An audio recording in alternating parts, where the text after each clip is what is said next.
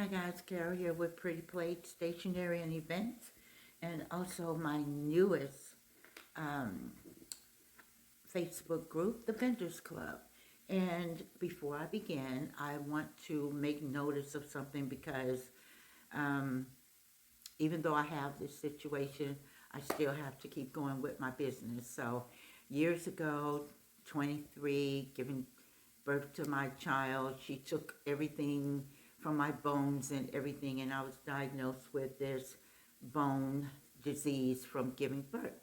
And I'm now in my 60s, and of course, it has caught up with me. So my dental area is going to have to get a repair. So if you see imperfections, that's the reason why. On with the video. Okay, hey guys, I want to come on here real quick and tell a really quick story about the picture I posted on the Vendors Club. And it's a story about a boutique that was um, that gave me an opportunity when I first started my stationery company. And it was a very interesting experience. And I'm just going to try and hit some areas real lightly because I don't want this video to be long and drawn out, and just give you some insight. Number one, the boutique was a place where they were a nonprofit business. They solely depended on independent entrepreneurs that they housed there to give them an opportunity for exposure, and in exchange for their sales, I don't know what their percentage agreement was, but they gave a percentage back to the store from the sales in, being in the store, on the shelves, on the rack if they sold clothes, and so on and so forth. Now, the store had a variety of products from candles, jewelry, air fresheners, soaps, vegan deodorants and makeup, and toiletries, not to mention teas that were good for healing and inflammation and so on and so forth. And they also had artwork, they had clothing, and they also had a young lady that had a collection in there where she made swimwear from crochet. They also had crystals and some quite a few things.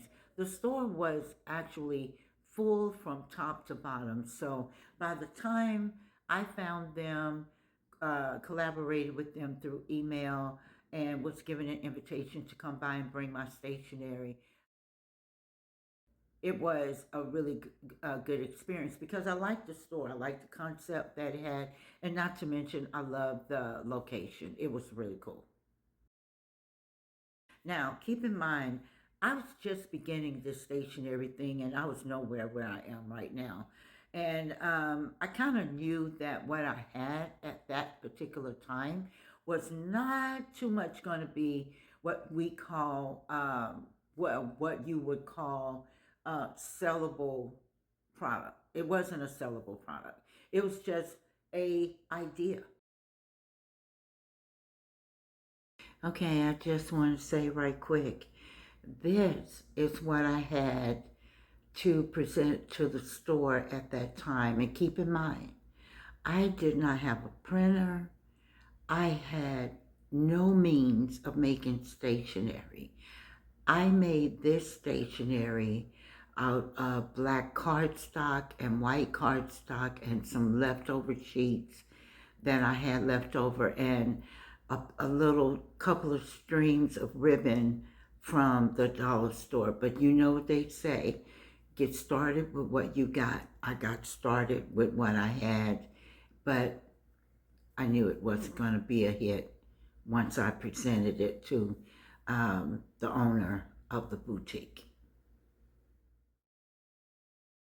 But I was determined to get it out there. That was me, and I needed to tear myself away from the phone and from Instagram and all of that, and I needed to hit that pavement, and I needed to find out how people were doing things, and this was an opportunity for me to get a start. So I went to the store, and of course, I had my little journals with me and everything. And I'm not gonna lie, I was nervous about them, even though they were well made. They really weren't anything that was going to make people say, "Ooh, this is cute. I want one," you know. But you know, with me, I'm gonna speak for myself.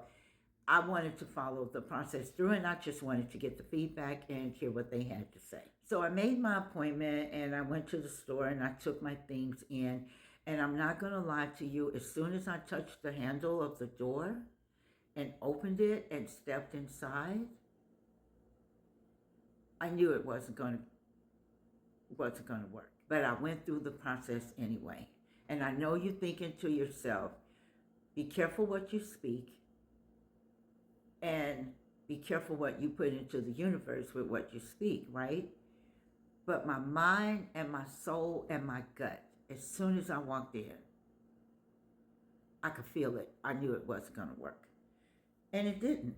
They rejected it right off. But even though the product wasn't up to standard, the owner of the store still wanted to accommodate me in some way. So she offered me a vendor spot in the store every weekend, Saturday and Sunday, upon availability. But right then and there, she didn't have anybody, so I could call or email every week and see what was available, and if I could do it, I'd do it. So either way, anyway, I ended up being there from September, October, November, December. I think it was only one weekend I didn't show up, and I think it was only for one day of that weekend that I didn't show up. But I was there for 4 months, or 3.5 months, give or take, and I set up with inventory that I had from previous things I had been doing, and my table was cute, my presentation was cute, but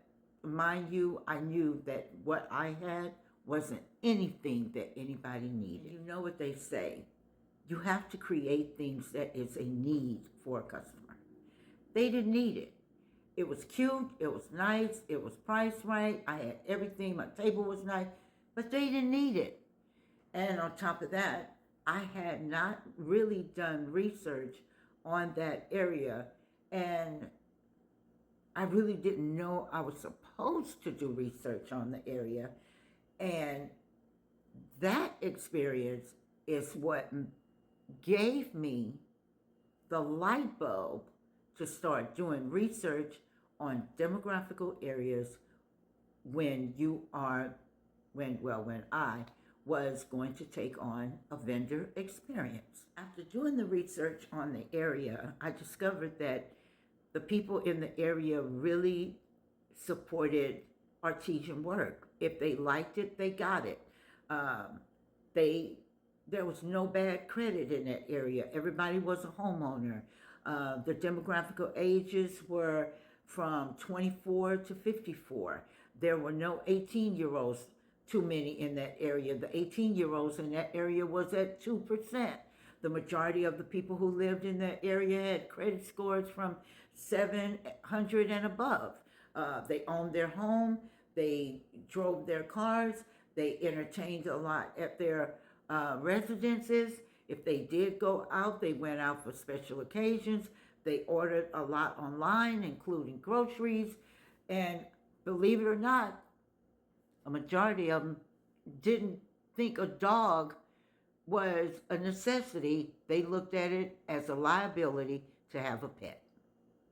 Yes, I looked all this up for that area. And no, it did not motivate me to go to the drawing board to start trying to create products to sell to them. Instead, I decided to just take on the opportunity to have accessibility to their minds, their thoughts, their feedback. And I used the inventory that I had to get those conversations started. And it really helped me to know and understand that if from that point on, if I decided I was going to do a vendor event, that I needed to do the research on it to find out if my stationery product was a good fit. Now, about the owner of the store. To this day, I never met her. This was in 2024. I corresponded with her through emails, and I think I spoke with her once or twice on the phone, but she never came to the store in the 4 months I was there, welcomed me, asked me how things were going, introduced herself, nothing. I never met her. Also, the vendors that occupied the shelves, the racks, the baskets with sunglasses and everything in there in the store. My 4 months there, I only saw and met four vendors that were, their products were in the store. One, uh, she was, standoffish, didn't want nobody talking to her. I didn't even speak to her. So, because you could tell she was avoiding me on purpose. So I was like, I'm not going to even go there. Another lady was worried about why her products were in the corner in the dark. And then another lady came in to update her products because they were selling really good. They were health and wellness products like teas and stuff for arthritis and muscle spasms and cleaning your liver and all that, which I bought a couple of her products while I was there, and it was really good. It really, you want to detox. I wish I remember her name. I gotta look her up because I need some more of that tea. And then there was another gentleman that was there, and he was kind of standoffish, and the girl that actually worked there, very self-absorbed. Very, I'm not going to even go there. But my whole point of being there was to gain information, learn the demographics, the area, see how the person that owned the store ran the store, and also this thing came to mind to me as I was looking at all of the vendors that was in this boutique. I thought to myself, who is responsible for the advertisement for them? Because the times when I was there, the traffic for the store wasn't that much.